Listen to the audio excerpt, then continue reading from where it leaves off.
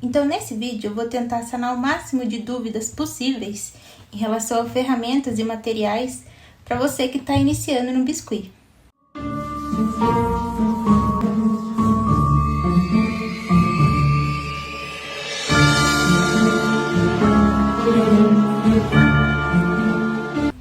Oi, morceguinhos! Tudo bem com vocês? Eu espero que sim. Bom, pessoal, hoje eu vim aqui a pedido de algumas pessoas mostrar para vocês quais são as ferramentas e os materiais que eu uso aqui no dia a dia no ateliê, tá? Esse vídeo, pessoal, eu tô fazendo com o intuito de ajudar os iniciantes do Biscuit e facilitar, né, esse início nesse hobby ou talvez nessa carreira, nesse mundo da massinha. Então, assim, eu prometo para vocês que durante esse vídeo eu vou tentar sanar o máximo de dúvidas para os iniciantes. E eu vou explicar para vocês macetes, dicas e várias outras coisas que vão facilitar muito o dia a dia. E também evitar que vocês gastem dinheiro desnecessário com materiais que talvez vocês nem precisariam. Então, nesse vídeo, eu vou tentar sanar o máximo de dúvidas possíveis em relação a ferramentas e materiais para você que está iniciando no Biscuit. Então, bora lá que tem bastante coisa para mostrar para vocês. Durante o vídeo, eu vou tentar explicar de uma maneira que sirva tanto para quem está iniciando no Biscuit, tanto para quem já tá nesse ramo, tá, pessoal? Porque tem muitas ferramentas e materiais que, se você não for trabalhar profissionalmente, não tem por que você ter eles, ok? Bom, então vamos começar pelo principal, né? Que seria a massa de biscuit, né? Qual massa comprar, como que chama, qual eu compro? Então, assim, o biscuit, ele também é conhecido como porcelana fria. Ele é diferente da cerâmica fria, que é aquela massa mais pastosa, que parece uma argila. Apesar de terem os nomes bem parecidos, são coisas completamente diferentes, tá? Mas as duas, elas secam no ar livre, tá? Mas elas têm as propriedades diferentes, vamos dizer assim, tá? Nas peças que eu produzo, eu uso o biscuit. O biscuit é uma massinha, é uma massa bem macia, tá? Que você pode comprar ela, tanto ela já pigmentada, ou você pode comprar ela natural, tá? Eu aconselho o que eu faço, tá? Eu vou dar dica pra vocês das coisas que eu faço e que servem pro meu dia a dia. Eu costumo comprar as massas já pigmentadas pra facilitar a vida, tá? Como eu faço coisas que usam poucas cores, vamos dizer assim, eu só compro três cores de massa, que é a cor de pele. Cor de pele, assim, né? Ele chama Nápoles Rosado. É um tom que eu consigo fazer qualquer outro tom de pele a partir dele. Eu compro também a massa branca e a massa preta. São as únicas cores que eu compro. Então, aí, se eu quiser fazer algum detalhe de outra cor, eu pego a massa branca e eu pinto ela, tá? E, bom, em relação a marcas, atualmente no mercado tem várias marcas de biscuit, tá? E posso falar que a maioria são muito boas, tá? Atualmente eu tô usando a marca Polycol, tá? Mas assim, em relação a marcas, acho que não influencia muito, tá, pessoal? Já teve épocas que eu fui lá e comprei a que tava mais barata, sem ligar pra marca ou, sei lá, sabe? É mais status mesmo, tá? Porque a base do biscuit é a mesma, né? Que é amido de milho, cola, né? Daí tem os conservantes. E a massa de biscuit, ela é assim, ó. Ela é bem maleável, tá? Você pode ver que essa daqui, ela tá meio borrachuda. Então, sempre que você for fazer uma peça de biscuit, primeiro você precisa sovar essa massa. O que é sovar essa massa? É ficar alisando ela, apertando ela como se ela fosse um pãozinho mesmo. Quanto mais você sovar com a própria quentura da sua mão, ela vai esquentando e ela vai ficando mais maleável ainda, tá? Até ela ficar com uma consistência gostosa de mexer, tá? Nunca pegue a massa e já use direto, tá? Sempre sove ela para ela poder ficar melhor de usar e evitar que fique com bolhas dentro dela, tá? E isso deixa muito feio o aspecto do trabalho que você for fazer. Porque se ficar com bolhas, depois a bolha vai furar e vai ficar um buraquinho. Então vai ficar horrível, tá? Então sempre sobe a sua massa antes de começar a fazer qualquer peça. Outra coisa muito importante, pessoal, como eu falei anteriormente, o biscuit, ele seca ao ar livre, tá? Se eu deixar essa massinha aqui, ela vai secar e vai ficar exatamente desse jeito. Então, para você evitar desperdício, o que você tem que fazer? Quando você abrir a sua massa de biscuit, ela vem num plastiquinho. Você tem que tentar vedar o máximo possível para que não entre nenhum ar nela, tá? Senão você vai perder a massa, ela vai ressecar e daí você não vai mais conseguir usar ela, tá? Então, eu acho importante a gente cuidar muito dos materiais e das ferramentas que a gente tem, exatamente para evitar desperdício e evitar ter que comprar coisas em excesso e desnecessárias, sendo que a gente pode cuidar do que a gente tem e economizar, né? Aí você vai me perguntar, ai Mari, mas eu já vi pessoas ensinando a fazer a massa de biscuit, dá certo? Compensa? A minha opinião, pessoal, é que assim, se você vai fazer por curiosidade, se você tá começando no biscuit porque você quer saber como é, por curiosidade mesmo ou por hobby, é legal você ir lá e tentar fazer a sua própria massa, tá? Mas eu particularmente acho que dá muito mais trabalho. Você pode correr o risco da massa não ficar boa, não ficar com a textura legal para você poder trabalhar. Então, como eu prefiro facilitar a vida, né? Eu gosto de comprar a massa pronta já, tá?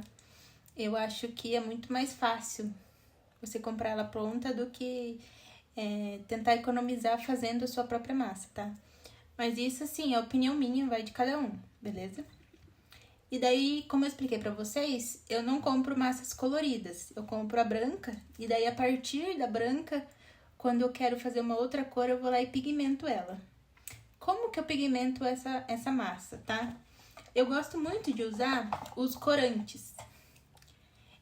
Os corantes da Saramanil são os que eu mais uso, tá?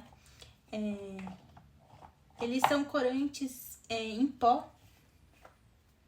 São pozinhos que você põe um pouquinho na massa, bem pouquinho, porque eles são bem pigmentados. E daí você consegue fazer as cores que você mais quer, tá?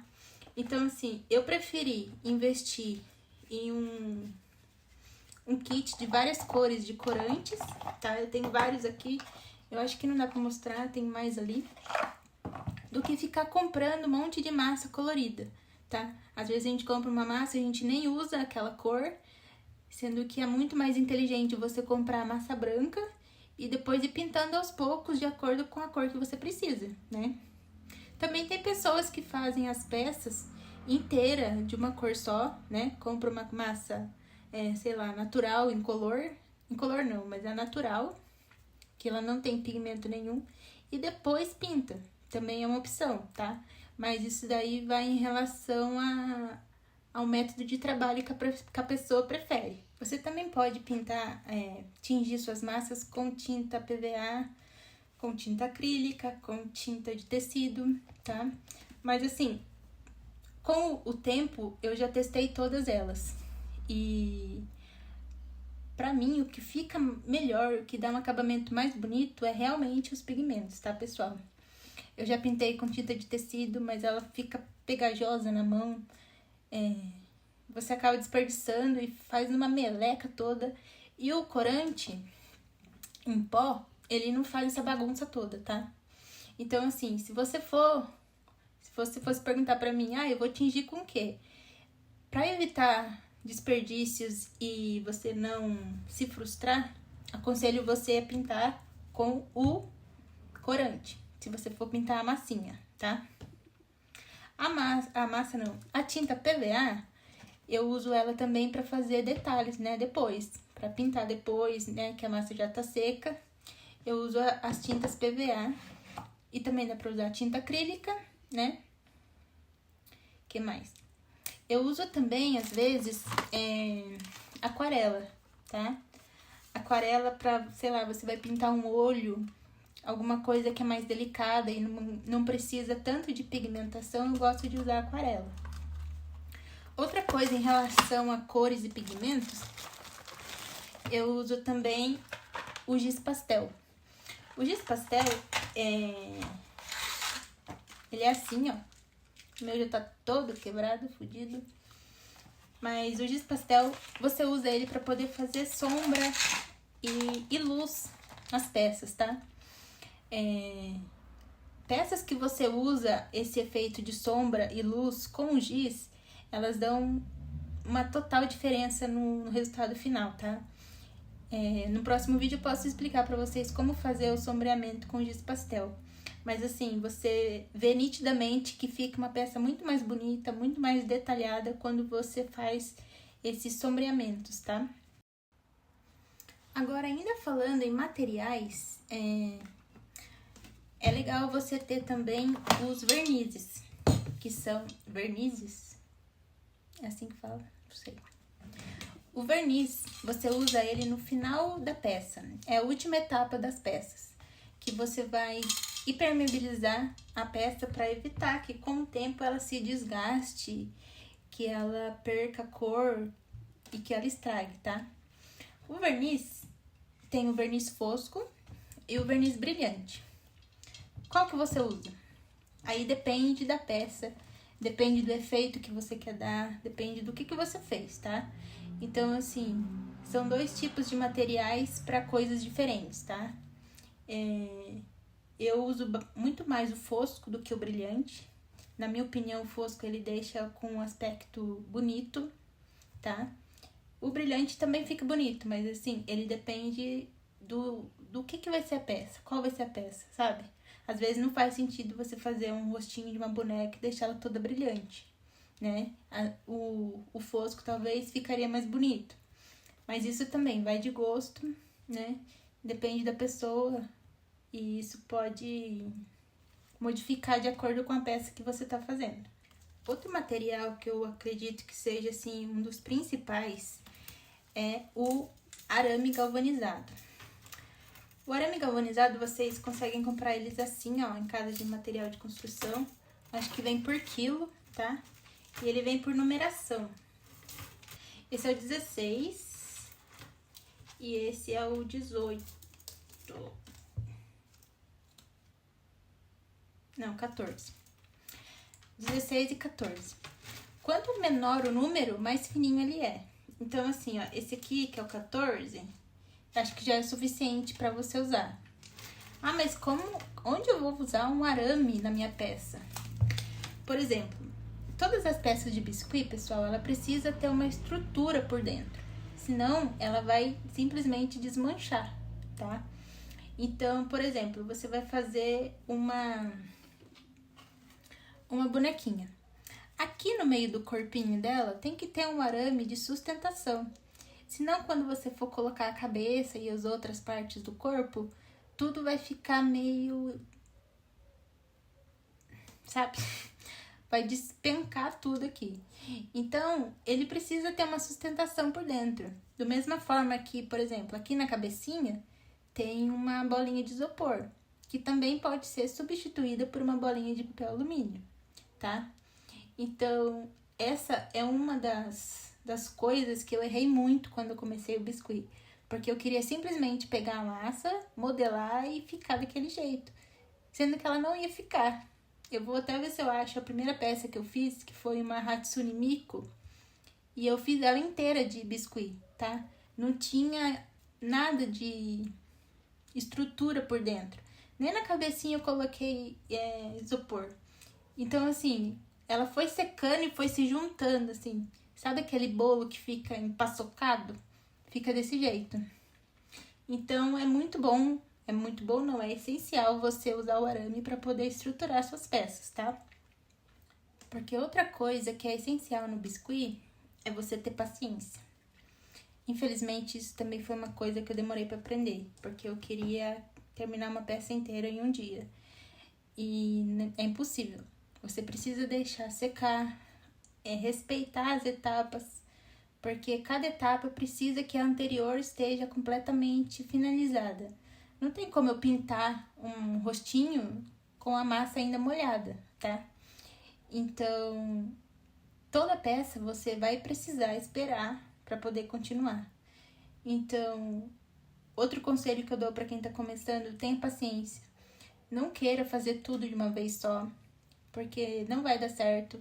Você vai se frustrar, você vai achar que o problema é com você, sendo que não é, tá? Então tenha paciência, respeite as etapas, respeite os processos que necessitam para o biscuit poder secar e você continuar trabalhando nele, tá? E como eu disse, você fazer essa estrutura no meio das peças é essencial para que ajude nesse processo de secagem, ajude para que você consiga deixar ele na posição certinha que você quer. Outra coisa que quem tá começando no biscuit fica louco por querer comprar é uma base de corte, que é essa base aqui, deixa eu ver. Essa base aqui que a gente usa para poder abrir o biscuit, abrir a massa, fazer pinturas, para você não sujar a sua mesa, tá? Então, assim, eu aposto que você que tá começando no biscuit tá louco para comprar uma base de corte de uma cor super bonita que você goste e você tá louco querendo comprar. A base, ela facilita muito o processo no dia a dia, porém, essa base aqui, que é vendida, ela não é feita especificamente para o biscuit, tá? Ela é uma base de corte, para quem usa fazer recortes, decopagem, que precisa cortar com estilete na mesa, sabe? Mas a gente acaba usando ela, tentando impor nela a mesma utilidade da base de corte, sendo que não é. Então, assim, se você comprar uma base igual essa, com o tempo, ela vai começar a grudar, sabe? O seu biscuit vai grudar, vai acabar estragando. Por quê? Porque essa base não é feita especificamente pro biscuit, tá? Qual o conselho que eu dou? Você não precisa comprar uma base logo no início, tá? O que você pode fazer? Uma gambiarra que eu fiz. Isso aqui é uma capa de um caderno velho que eu encapei com papel contact. É um papel contact com estampa.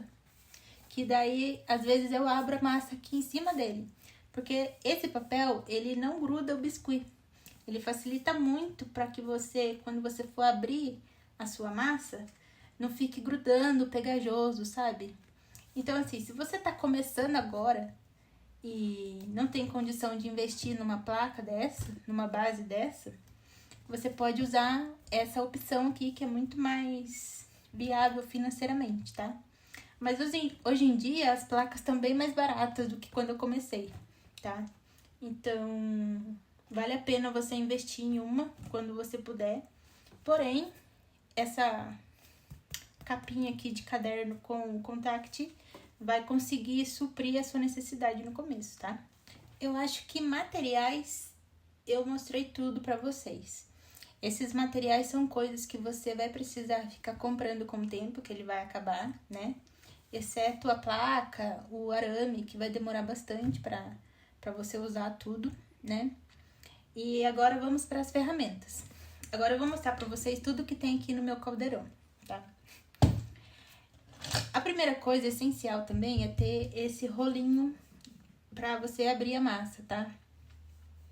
Esse rolo, ele é meio pesadinho e ele facilita muito porque ele não gruda a massa aqui, tá? Eu não sei se ele é acrílico, acho que não é acrílico, mas é um material muito bom que não gruda a massa e facilita muito quando você precisa abrir a massa e deixar ela retinha assim na mesa, tá? Ele também pode ser substituído por um copo de vidro, alguma coisa cilíndrica, até essa embalagem do verniz, você pode usar ela para poder abrir, tá? Se você precisa fazer uma peça ali na hora e não tem o seu rolo, você pode usar outras opções, tá? O que mais? Agora os pincéis modeladores. Eu tenho um monte de pincel modelador aqui, só que, se eu for falar a verdade pra vocês, no dia a dia eu uso só um, tá? Esses aqui são todos os pincéis modeladores que eu tenho. Alguns são da Condor, da marca Condor, E alguns são de outras marcas. Tem uns aqui que eu comprei até na Shopee, tá? Que faz a mesma coisa, eles servem para o mesmo objetivo. Mas o principal pincel que eu acho que facilita muito assim a vida de quem tá começando no biscuit é esse aqui, que é o pincel modelador. Eu acho que é 102 o número dele. Eu vou confirmar e deixo aqui na descrição para vocês. Esse pincel, pessoal, ele é o que eu mais uso, para não dizer que seja só ele. Ele eu uso para poder fazer enxertos, para poder modelar praticamente tudo, eu modelo com esse pincel aqui, tá? Então, ele é indispensável para quem tá começando no biscuit. Você não precisa ter nenhum outro desses pincéis modeladores. Se você tiver esse, você já consegue fazer muita coisa, tá? E como eu disse, na Shopee tem pincéisinhos bem em conta. Esse daqui também é um que eu uso bastante. Eu acho que eu comprei aqui na minha cidade, junto com aquelas coisas que vende de fazer unha, sabe? Eles são de silicone. Então, eles permitem que você consiga trabalhar sem grudar no biscuit, tá? Outra coisa que eu uso bastante são os boleadores. Boleadores são essas ferramentas que são bolinhas, né? Acho que é por isso que ele chama boleador. Os boleadores, eles são de... não é metal, não sei se é alumínio. Não sei que material que é esse, mas eles são pesadinhos e cada um deles tem um tamanho diferente de bolinha. E esse aqui eu gosto muito, eu uso bastante eles, tá? Mas como eu disse, depende do tipo de coisa que vocês vão fazer, do tipo de peça, tá? Mas esse aqui eu uso bastante. O que mais? Ah, tá. Essa peça aqui é uma peça que chama gravata. Ela é de inox e também é uma das peças que eu mais uso, tá? Ela é muito boa para você fazer marcações e ela também permite que o biscuit não grude nela, tá? Ela é muito boa. Essa aqui é uma das que eu mais uso aqui também, tá? É legal você ter uma dessa também, tá? Agora aqui... ah, tá. Eu tenho outra pecinha aqui que também é de inox, que é só um cilindrozinho, mas que também faz muita diferença aqui. Eu uso bastante ele para fazer detalhezinhos menores, tá? Você vai encontrar, quando você for procurar estecas para você comprar, você vai achar aquelas que são de plástico. Geralmente aquelas amarelinhas, você vai ver bastante essa. Elas são boas? São boas para você que vai fazer, que tá começando agora no biscuit, elas são ótimas para você ter ali as primeiras impressões, né? Aprender a ver como que é o material, como que usa. Mas com o tempo, se você for fazer o biscuit assim, de uma maneira mais profissional, ou quiser fazer bastante peças, eu aconselho vocês a investir em ferramentas mais duradouras, de inox, como essas daqui. Eu acho que é inox aqui. Porque elas vão durar muito mais tempo e elas têm um acabamento melhor, né? Elas vão te proporcionar um acabamento bem melhor do que as de plástico. Mas, como eu disse, as de plástico também, elas fazem o trabalho igual essa daqui faz, tá? Só se você for querer realmente investir seu dinheiro em materiais um pouquinho melhores. Eu acho que a última coisa que ficou faltando eu falar são dos pincéis de pintura, tá? Os pincéis de pintura, pessoal, você pode comprar os mais baratinhos que você achar, até em loja de maquiagem que vende pincel baratinho, sabe? Sabe esses daqui? Eu compro esses mesmo pra usar. Porque às vezes eu esqueço de limpar eles e aí eles acabam estragando. Então, assim, eu não acho necessário você gastar com pincel caro, tá? Acho que o mais, assim, que é legal você investir é nos pincéis que são mais fininhos, sabe? Tem uns que são bem fininhos para você fazer detalhes mais delicados, como os olhos e tal. Esses geralmente são um pouquinho mais caros, se você for comprar de marca, sabe? Da Condor. Mas você consegue achar também na Shopee por um preço bom. E tem kits que vem um monte de pincelzinho fino, para quem usa bastante, assim, esse pincel mais fininho, com as cerdas mais alongadas e pequenininho, sabe? Mas assim, às vezes eu vou assim em loja que vende bugiganga, sabe? De maquiagem e coiseira, e eu sempre compro esses pincéis, sabe assim, esses pincéis de maquiagem mesmo.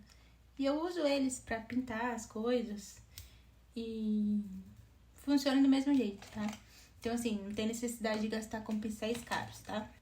Bom, outros materiais que eu acho legal você ter uma tesoura boa de ponta fina, tá? É bom você ter uma tesourinha. Essa daqui eu acho linda. Ela é bem vintage. Sou apaixonada no design dessa tesoura. Tesoura. Eu uso bastante aqui alicates, tá? Depende do que você for fazer, você vai precisar de alicate. Se você costuma fazer, sei lá, chaveirinhos, alguma lembrancinha menorzinha, você acaba usando o alicate até para cortar o arame, né? Então é bom você ter um kitzinho básico de alicate. Outra coisa que facilita para quem vai fazer lembrancinhas, se você precisa fazer, você pegou uma encomenda de várias peças em escala, você precisa repetir a mesma peça várias vezes, é interessante você comprar uma balança, tá? Essa balancinha aqui, eu tenho ela desde que eu comecei no biscuit. Ela tá toda sujinha. Por que você vai ter uma balança? Por exemplo, sei lá, eu peguei uma encomenda para fazer 50 cogumelos. Como que eu vou fazer todos ficarem iguais? Você vai pesar o biscuit. Aí você determina quantas gramas todos vão ter. E aí, a partir disso, você consegue fazer as lembrancinhas padronizadas, tá? Se você não vai fazer lembrancinha padronizada, não tem necessidade de você ter a balança, tá? Apesar que essa balancinha, ela é bem baratinha, tá? E eu uso ela também pra fazer resina, pra fazer os outros moldes que eu uso na minha lojinha. Outra dica legal que eu tenho pra dar pra vocês, quando você vai alisar o biscuit e fazer enxertos, eu gosto muito de usar o Lustramóveis, tá? Qualquer marca. Esse aqui eu devo ter pago, sei lá, R$1. Ele facilita muito pra você poder alisar as peças, tá? Tirar marcações, fazer os enxertos. Tem gente que gosta de usar água. Água também dá certo. Mas eu me adaptei muito com o Lustramóveis, tá? E pode ser qualquer um, tá? Outra coisa que eu uso muito, muito, é os lenços umedecidos. Eu gosto de usar o lenço umedecido tanto para limpar as coisas assim rápida, que suja aqui na hora, como para alisar as peças também, tá? Às vezes eu molho o lenço umedecido mais um pouquinho na água e aliso, né? Ele facilita muito também aqui no dia a dia.